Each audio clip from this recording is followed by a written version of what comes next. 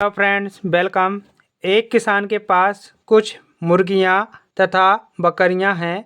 यदि इन सब के कुल 240 सिर तथा 640 पैर हों तो मुर्गियां कितनी हैं? मात्र 30 सेकंड। इस टाइप के सवालों को मात्र आप 30 सेकंड में हल कर सकते हैं। देखिए कैसे हल कर सकते हैं। देखिए, यहाँ पर कुछ मुर्गियां हैं तथा बकरियां हैं। मैं आपको सवाल को हल करने से पहले बता देता हूँ कि मुर्गियों के 2 पैर होते हैं और बकरियों के 4 पैर होते हैं। ध्यान रखना, आगे काम आएगा। ठीक है, 240 सिर हैं तथा 640 पैर हैं। ओके, यहाँ पर 2 प्रकार के पशु हैं। मुर्गी को हम एस से व्यक्त कर रहे हैं और बकरी को हम जी से व्यक्त कर रहे हैं। यदि हम मुर्गी प्लस बकरियों के टोटल पैरों की बात करें, कुल पैर की बात करें तो कितनी हैं? कुल पैर हैं जो 640 हैं। कुल पैर कितने हैं? 640। ठीक है, और यदि इनके सिरों की बात करें, मुर्गी के सिर और बकरियों के कुल सिर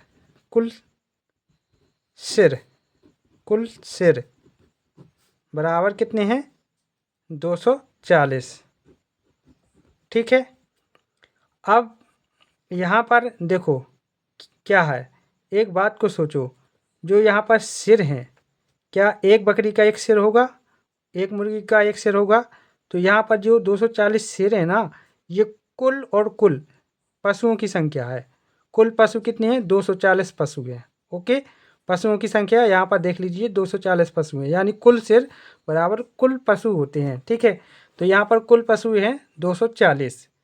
अब एक काम करिए, इसमें आप मन में सोचिए कि यहाँ पर जो पशु हैं वो सिर्फ और सिर्फ एक ही प्रकार की हैं। वो कौन से पशु हैं? बकरी हैं, मतलब जी हैं कुल। ठीक है, कुल बकरियां ही बकरियां हैं। ठीक है, तो इसके कुल पैर कितने हो जाएंगे?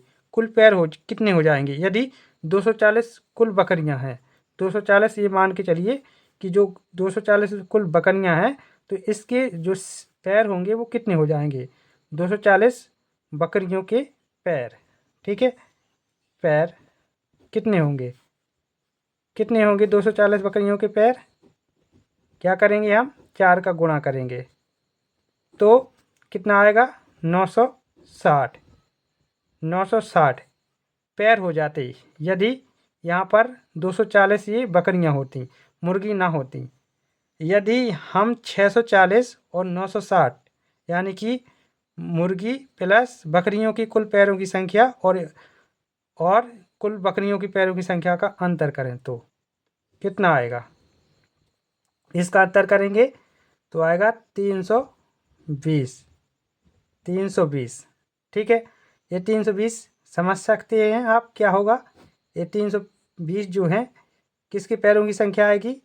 देखिए, यहाँ पर जो मुर्गी थी, जो यहाँ पर मुर्गी थी उसके 2 पैर थे। ठीक है, तो ये जो है मुर्गी के पैरों की संख्या है। ठीक है, ये हम क्या मानेंगे? मुर्गी के पैर की संख्या।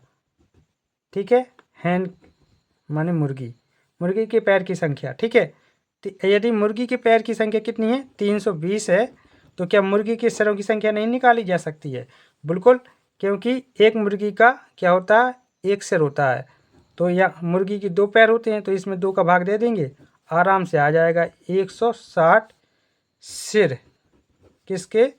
मुर्गी के। यहाँ पर मुर्गी के सिर है ये। एक मुर्गी का एक सिर होता है, इस प्रकार 160 यहाँ पर क्या होगी? मुर्गियाँ होंगी। कितनी होगी? 160 मुर्गियाँ होंगी। है ना सरल ये ट्रिक?